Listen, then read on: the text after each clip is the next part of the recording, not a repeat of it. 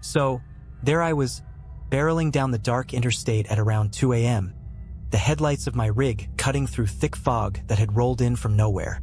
Driving at night was routine for me. I'd been hauling loads across the country for years, seen every kind of weird and unsettling thing you could imagine. But this night was different. I'd picked up a load in California, aiming to deliver in Colorado by sunrise.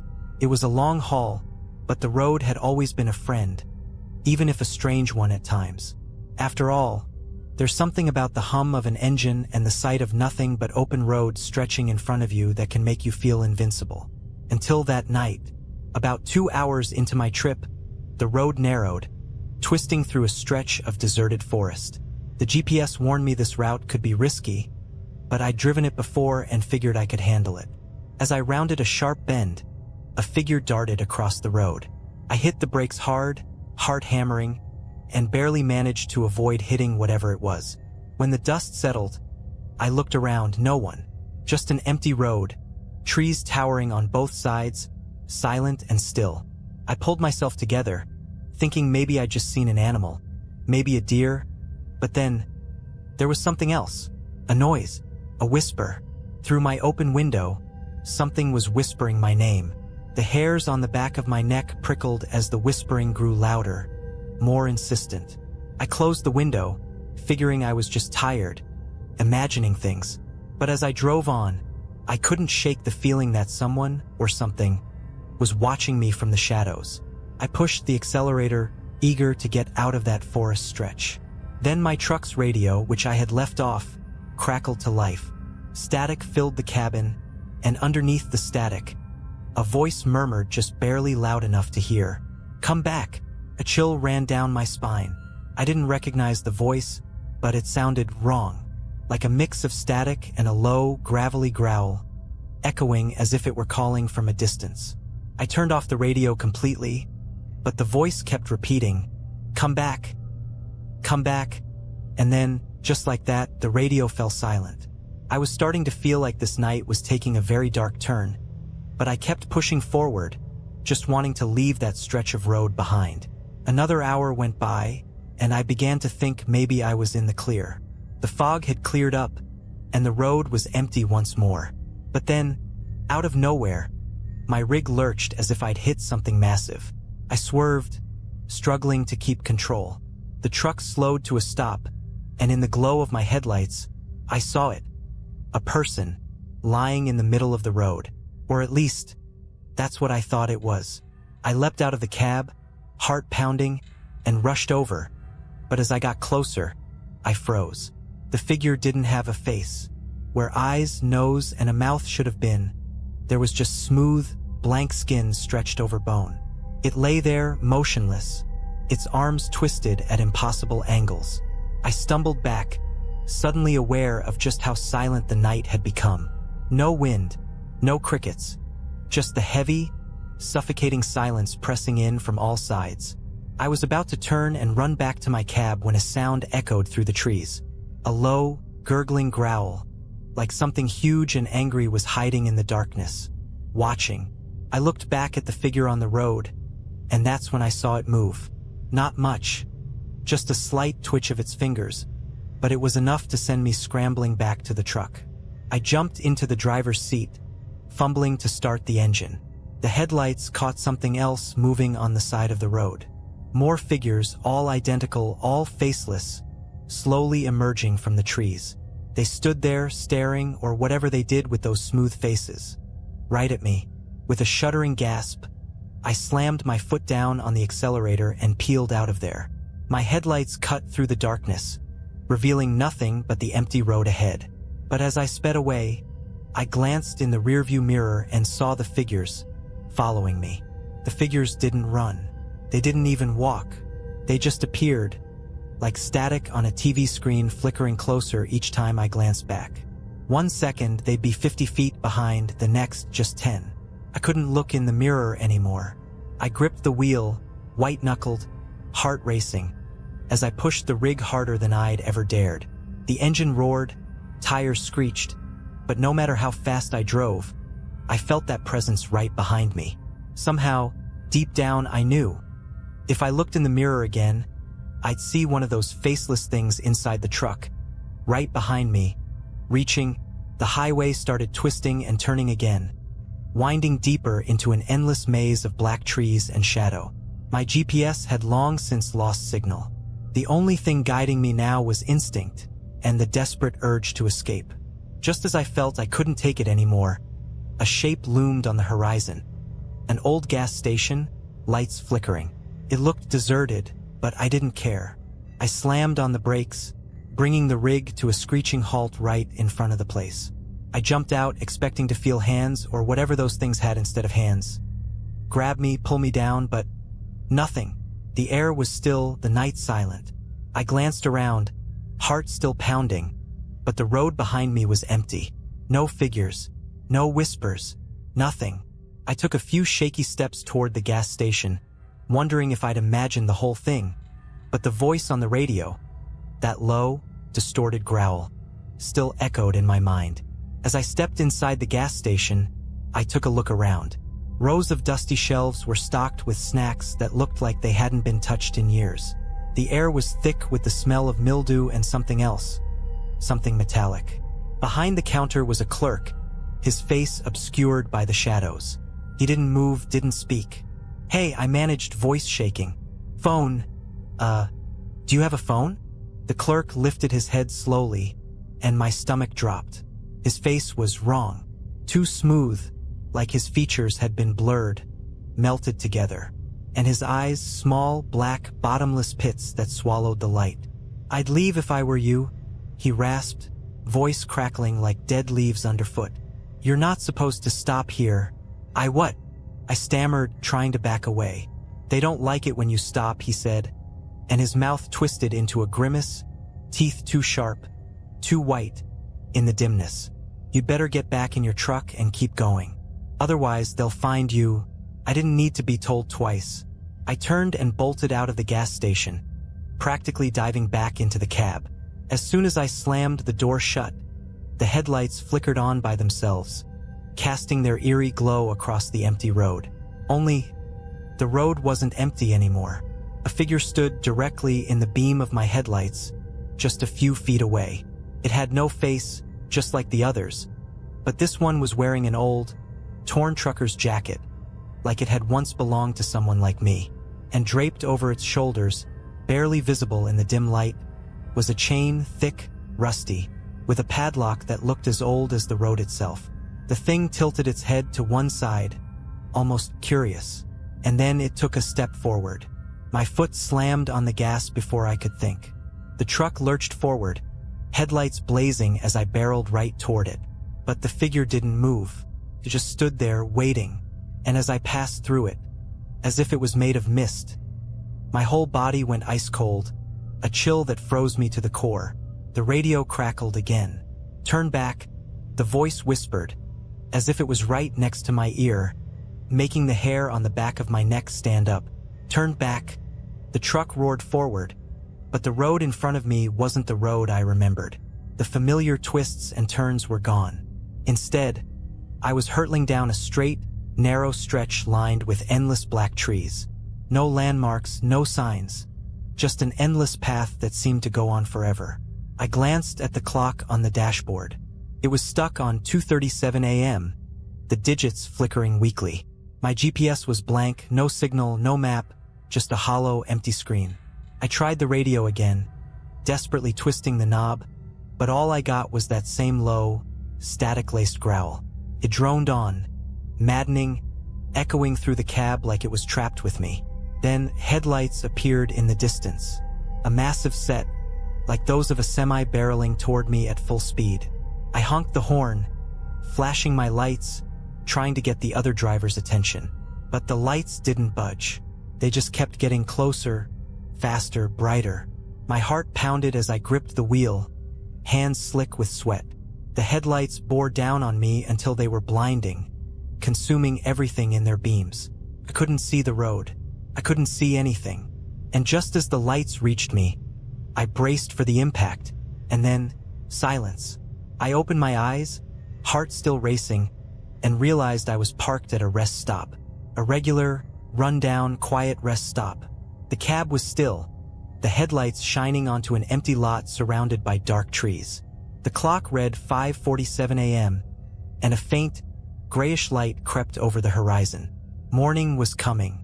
I sat there for a few moments, shaken, wondering if I'd dreamed the entire thing. My fingers were stiff and aching from how tightly I'd gripped the wheel. My throat was raw from shouting, but the truck was fine. Everything was fine. I was parked like I'd just pulled over for a break. In a daze, I climbed down from the cab, rubbing my eyes. I looked around the empty rest stop, trying to get my bearings. The first thing I saw was another truck parked a few spaces down. It was an old, rusted rig that looked like it hadn't moved in years. And then I saw him, a man, standing just behind the truck, staring at me. He was wearing an old, worn trucker's jacket, and across his shoulders, slung like some kind of twisted burden, was a heavy chain with a padlock. I couldn't see his face, not clearly anyway. His features were shadowed, but I could feel him staring, like his eyes were burning right into me. I turned to get back in my truck, to get away from him, but as I moved, he called out in a voice as hollow and empty as the static on my radio. "They don't like it when you stop," he said, almost a whisper, barely audible over the hum of the engine. "If you keep going, they might just let you go. But if you stop again, you'll never make it out." I climbed back into my truck, hands shaking as I started the engine. I didn't look back. Couldn't. As I pulled out of the rest stop, I forced myself to focus on the road, to keep my eyes forward. The sun started to rise, its light breaking through the trees, washing over the road in front of me. But even as I left the rest stop behind, even as the sky turned from gray to blue, I could still feel his presence, a shadow lurking in the rearview mirror. And somewhere, in the distance, I heard a low, static-laced whisper trailing after me, like a faint echo from another world. "Turn back." I kept driving, and to this day I haven't stopped. Not at night, not in the fog, not when the whispers come through the radio, because I know that if I ever stop again, they'll be waiting. It was about midnight when I took a wrong turn off Interstate 80 somewhere in Nebraska. I'd been on the road for almost 14 hours straight, hauling my load across 3 states. Sleep wasn't an option. I had to make it to Denver by morning. I'd been through these back roads countless times, so the detour didn't bother me at first. But as the minutes ticked by, I couldn't shake the feeling that something was wrong. The night was unusually still. Even the usual chirping of crickets and rustling of tree branches seemed absent. Then I noticed a dim glow in the distance, a rundown gas station, miraculously still open at this hour. I figured I'd pull over, grab a coffee, and ask for the quickest way back to the main road. When I walked in, the place was empty. No one behind the counter, no customers. The fluorescent lights overhead buzzed, casting an eerie, almost sickly glow. There was something stale in the air, the kind of staleness that hinted at secrets best left alone. "Hello," I called out, trying to break the silence. Nothing. Shrugging it off, I poured myself a cup of burnt-smelling coffee. Just as I was about to leave, a figure emerged from the back room. He was tall, skinny, with a face that looked like it hadn't smiled in decades. He stared at me for a long, uncomfortable moment before muttering, "Headed west?" I nodded, taking a sip from my cup, wishing I hadn't. Tasted worse than it smelled. "Stay on Route 17, he said slowly, as if each word cost him something. "And don't stop, no matter what." That got my attention. "What do you mean, don't stop?" The man didn't answer. He just gave me this haunted look and disappeared into the back. As I got back in my truck, his words stuck with me. "Don't stop." I chuckled, chalking it up to some small-town superstition. But the weirdness of the place lingered, gnawing at my mind as I merged back onto the road. It wasn't long before I saw it. A thick fog started rolling in, so dense it seemed to absorb the beams of my headlights. In the middle of nowhere, I couldn't see 10 feet in front of me. My grip tightened on the wheel as I pressed on, ignoring the instinct to slow down. Then, out of the fog, something appeared. At first, I thought it was another truck, but as I got closer, I realized it was something else. An old, battered car, creeping along in the same direction I was heading. The car's taillights flickered like they were barely holding on. It was too slow, so I pulled into the other lane to pass it. Just as I drew alongside, I glanced over and froze. Inside, the driver was slumped over, his face pale and lifeless, eyes wide open, staring straight ahead. He looked like he'd been dead for days. My heart slammed against my chest. Before I could fully process what I'd seen, my truck swerved back into the right lane, and I floored it, desperate to put as much distance as possible between me and that car. But no matter how fast I went, the car stayed behind me. The headlights of that old car never faded, locked onto my truck like some hellish beacon. I kept glancing at my mirrors, hoping to lose it around a bend, but every time I checked, it was right there, close enough that I could almost feel the driver's dead eyes boring into the back of my skull. I kept replaying what the guy at the gas station had said. Don't stop.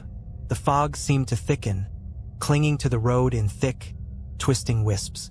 My headlights barely cut through it. At this point, all I could see was the road immediately in front of me and those relentless headlights following behind. I kept one eye on the road and one on the clock, 2:17 a.m. It was a little over an hour since I'd left the gas station. I just had to keep moving, keep my focus on Denver. Then I saw something in the road. At first, it was just a shape, low and unmoving. As I got closer, it became clear. It was a figure, hunched over on all fours. A person, crouched in the middle of the highway, head down, hair hanging limp over their face, unmoving. My foot hesitated on the brake, every instinct screaming at me to slow down. But that voice in my head repeated, "Don't stop, don't stop." So I gritted my teeth and hit the gas. I veered to the left, my tires skidding slightly as I swerved around the figure, narrowly missing it. Just as I passed, I caught a glimpse of the person's face, or what should have been a face. It was pale, blank, with hollow, empty eyes staring straight ahead, unblinking, and worse, turned, ever so slowly, to watch me pass. My heart hammered in my chest as I forced myself not to look back, focusing only on the road ahead. But just then, something even stranger happened. The car behind me suddenly sped up, as if it, too, was trying to avoid that figure. It swerved erratically, almost losing control, before managing to right itself. That was the first time I felt it, the bizarre sense that maybe that thing wasn't chasing me. Maybe it was trying to outrun something else. But that didn't make sense, did it? A dead driver still driving? My mind raced, trying to rationalize it all, but the fear kept me grounded. All I could do was keep my foot pressed on the gas and push forward, faster and faster, as the fog seemed to close in tighter, wrapping around the road like some kind of living, breathing thing. And then, just ahead, the fog parted, and another figure appeared, standing in the center of the road. This time, it wasn't crouched or motionless. It was upright, tall, and waiting. The figure loomed in the middle of the road, a shadowed shape with its face turned toward me. Its arms hung stiffly by its sides, fingers outstretched like claws, as though it were ready to grab onto anything that dared get close. Couldn't stop. I wouldn't stop. I gripped the wheel and barreled forward, the truck's engine roaring as I pressed down harder on the gas. But just before impact, the figure shifted. No, it melted. It seemed to dissolve, reforming beside my window as I flew by, gliding effortlessly with the speed of my truck. My heart stopped. His face was there, right outside my window, staring in at me. It was a man, or at least it used to be. His skin was translucent, stretched tightly over his skull, and his eyes were pure white, empty and endless. His mouth hung open in a silent scream, jaw unhinged in an expression of pure, primal terror. I felt an icy chill radiate from the glass, seeping through the window and into my bones. Then, as suddenly as he appeared, he was gone.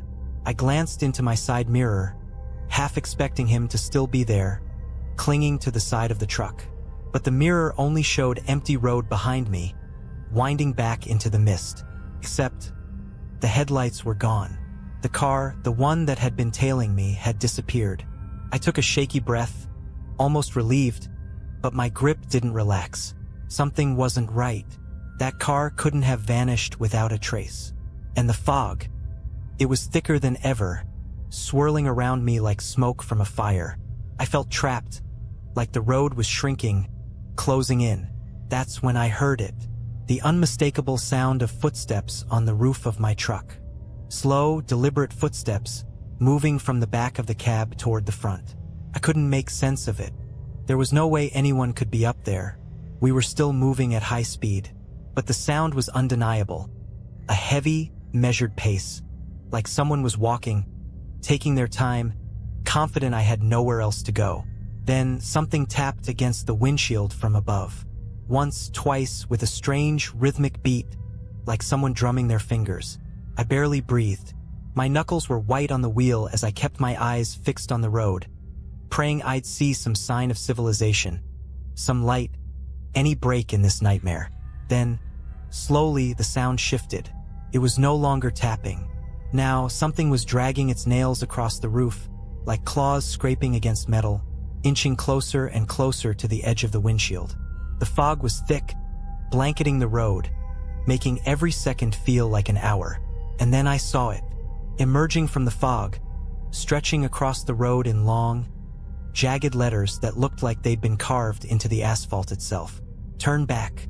The words stretched on for at least 50 feet, glistening wet and fresh in the darkness. But I knew those letters hadn't been there a moment ago. The scratching stopped. The air around me grew thick, almost suffocating, as if something enormous was crouched just above, waiting. I couldn't turn back now. The words "turn back" faded into my rear view as I pressed on, my hands trembling on the wheel. The silence was almost worse than the scratching had been. It felt like something was biding its time, waiting for me to make one wrong move. The fog tightened around my headlights, so dense it was like driving underwater. Every instinct screamed at me to pull over, to turn around, to do anything but keep going. But the guy at the gas station's voice rang in my head again. Don't stop, no matter what. Then, out of nowhere, the radio crackled to life. The static was loud, filling the cab with harsh white noise. I jumped, my eyes darting to the dials, but my hand froze mid-reach as something came through the static. A voice, low and strained, like it was fighting to be heard. It was my own voice. Shouldn't have come this way. My blood turned to ice. I was hearing myself, the same tone, the same exact words I'd spoken to myself just before seeing that first figure in the road. The voice continued, whispering things I'd only thought in my head, fear bubbling up with every word. You've gone too far. No turning back. My heart pounded as I struggled to ignore the radio, but the voice grew louder, overlapping, each version of my own voice layered over the other until it was like a chorus of fear. And then, they all fell silent, replaced by a single hoarse whisper. He's here. In that instant, my headlights revealed something up ahead. A figure, no, several figures, lined up along the edge of the road. They didn't move. They just stood there, watching as I drove by, their faces shrouded in shadows, but I could feel their eyes following me. One of them lifted a hand as I passed, pointing, and slowly, almost imperceptibly, each one of them turned their heads in the same direction, as if guiding me somewhere, their eyes tracking me like I was prey. I could feel the weight of their gaze, heavy and consuming, as I gripped the wheel, desperate to outrun whatever this was. I forced myself to look straight ahead, my pulse hammering, barely breathing, hoping this would end. Then the road began to twist, bending into turns that shouldn't have been there. I knew this route and it was supposed to be a straight shot, but now it was winding and narrow, and every turn felt like it was leading me deeper into some unseen trap. And that's when I saw the headlights behind me again. Only this time there were two sets. One came closer, accelerating fast, the light growing brighter, almost blinding in my mirrors. The other stayed back, as if keeping its distance, watching and waiting. My hands were slippery with sweat as I tightened my grip, the truck rumbling as I sped up. But no matter how fast I went, the headlights behind me got closer and closer, like they were chasing me, herding me forward down this cursed road. I glanced in my side mirror, And that's when I saw something that made my stomach drop. There was a figure in the passenger seat beside me. I couldn't look directly at it, my vision fixed on the road, every instinct screaming not to acknowledge whatever was sitting there beside me. But in my peripheral vision, I saw just enough. The figure was hunched, its bony hands resting on its knees, fingers tapping a slow, deliberate beat. Its skin was gray, taut, and corpse-like, stretched over a face that was turned toward me, unblinking. Its eyes were pits of darkness, endless and consuming, and even without looking straight at it, I felt its gaze boring into me. It leaned closer, the stench of rot and damp earth filling the cab, pressing down on me. I clutched the wheel, knuckles white, struggling to keep my focus on the road. My heart raced, each beat louder than the last, thundering in my ears. The voice on the radio returned, faint but unmistakable, whispering the same words over and over. "He's here. He's here. He's here." I pressed down harder on the gas, the truck roaring as I tried to outrun the voice, the figure, the headlights chasing me. But no matter how fast I went, the road kept twisting, leading me deeper into some unknown place, the fog thickening, the turns sharper, narrower, until I barely had control. The figure beside me shifted. Slowly, it raised one skeletal hand and pointed forward, guiding me. I didn't want to look, didn't want to follow, but the road seemed to have a mind of its own, curving sharply as if steering me right where the figure wanted. And then, in the distance, I saw a bridge. It loomed out of the fog, old and decrepit, the kind of structure that looked like it hadn't seen use in decades. The wood was dark, slick with something that glistened in the fog, and the beams above it were twisted and broken, barely holding together. A shiver ran through me, but I couldn't stop. The headlights behind me flared, blinding, pushing me forward. The figure beside me whispered something, a garbled mess of words that chilled my blood.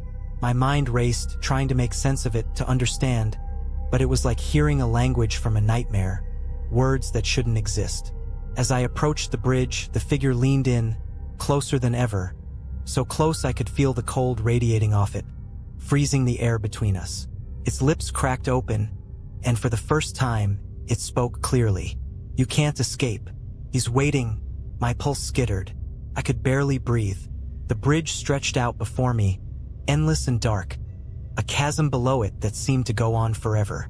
I wanted to slam on the brakes, to turn around, but the figure's gaze pinned me in place, a weight that rooted me to the seat. Then, just as my front wheels hit the bridge, the headlights behind me went dark. The road behind me disappeared into the fog, swallowed whole, leaving only silence. And that's when I heard it.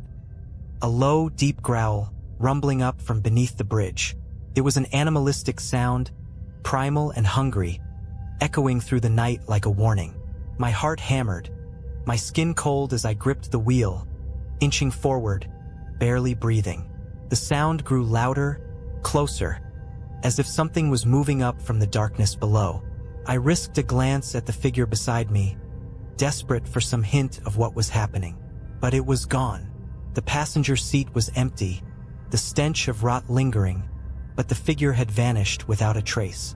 Then, with a crack, the bridge beneath me shuddered, with splintering as something massive began to move below. The bridge groaned under the weight of the truck, the wood buckling, shifting, as if something immense and alive was moving just beneath the surface. The fog thickened, swallowing the edges of the bridge and turning everything outside my windshield into a dense, suffocating wall of gray. I was trapped, caught on this ancient, crumbling bridge with nowhere to turn, no way to go but forward. And then, out of the fog ahead, I saw it. A figure tall and unnaturally thin, standing directly in the center of the bridge. Its body seemed to blend with the mist, limbs elongated and warped, twisting into unnatural angles. I slammed on the brakes, the truck skidding to a halt just feet away from the figure.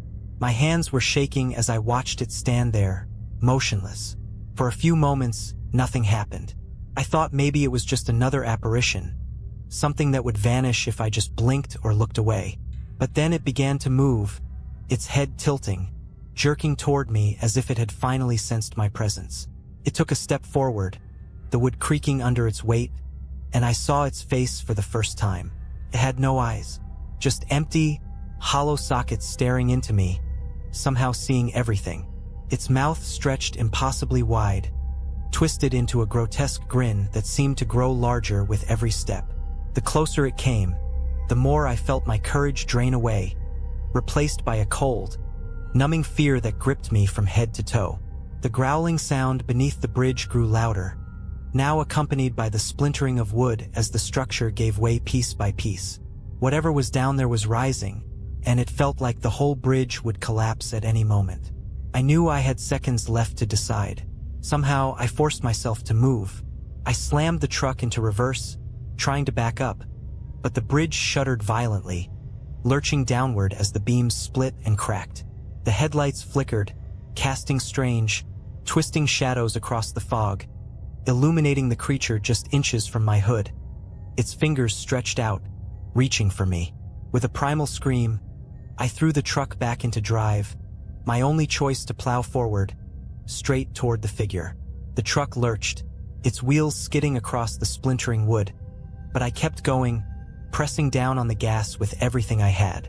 The creature let out a shrill, inhuman scream, its mouth widening even further as I barreled straight into it. I braced for impact, but when I hit, the figure exploded into mist, vanishing as though it had never been there. The truck roared onto the other side of the bridge, but the growling below followed me, relentless. In the rearview mirror, I saw the bridge behind me collapse into the chasm, the fog closing in as planks and beams tumbled into darkness. I kept driving, not daring to stop until the fog finally thinned and the road opened up. My heart pounded as I reached a crossroads, the signs pointing toward Denver glinting under my headlights. It was over. Somehow I'd made it. But as I rolled to a stop to catch my breath, something caught my eye in the rearview mirror. Just a glimpse, but enough to send a cold chill down my spine. In the shadows at the edge of the road, barely visible in the dim light, was the figure. Standing there, motionless, its hollow eyes locked onto me. I didn't wait.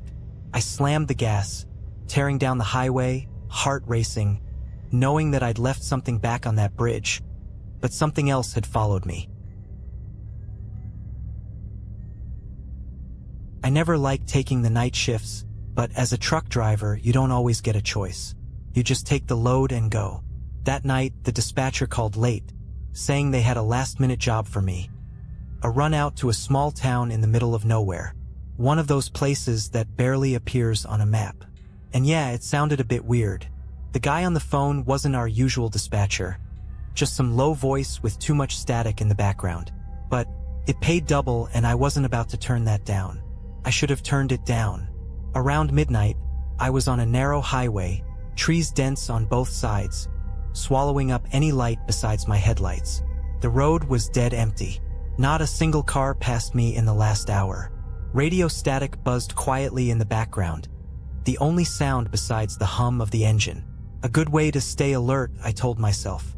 But something in the air felt wrong. The kind of feeling you get when someone's watching you, even if you're all alone. After a while, I started noticing strange signs along the road. Nothing like the usual mile 25 or no littering ones. These were old, rusted, barely hanging on their posts. I squinted as one came into view. It had no words, just a hand-painted symbol of a twisted figure. Its head was cocked to one side, its limbs longer than humanly possible. That uneasy feeling grew worse. I turned my eyes back to the road, shaking it off as just some prank from local kids. But then the radio crackled louder. Through the static, there was a faint voice. Just a whisper, like someone far off. "Turn around," it said. Then, nothing. I laughed a bit, chalking it up to a prank or my own sleep-deprived mind, but I turned the volume down anyway. After about 20 minutes, I saw something in the road up ahead. A silhouette, maybe 30 yards away, walking along the edge of the highway. Just a shadow in the glow of my headlights. At first, I thought it was an animal, but as I got closer, I realized it was a person. They wore a long, tattered coat and didn't seem to notice my truck barreling down behind them. It wasn't until I was practically on top of them that they finally looked up. Their face, if you could call it that, wasn't right. The features were blurred, almost melting together like a half-formed clay sculpture. Eyes too large, mouth stretched into a frozen, unnatural smile that twisted at odd angles. As I sped past, their gaze snapped to meet mine, unblinking. I felt a shiver crawl up my spine. I knew I should have kept driving, but I slowed down, glancing in my rearview mirror. There was no one there, just the empty road behind me. I sped up. The voice on the radio came back, crackling with static. Louder this time. "You need to leave." I pressed the power button, trying to turn it off, but the voice kept coming, scratchy and distorted. I hit the button harder. Nothing. Then, a burst of static cut through the silence, and I heard the sound of footsteps. It sounded like someone was running, bare feet slapping against cold concrete, and it was getting closer. My heart raced. I stomped on the gas, forcing my rig to go faster down that winding road. My eyes were glued to the rearview mirror, watching the empty road behind me.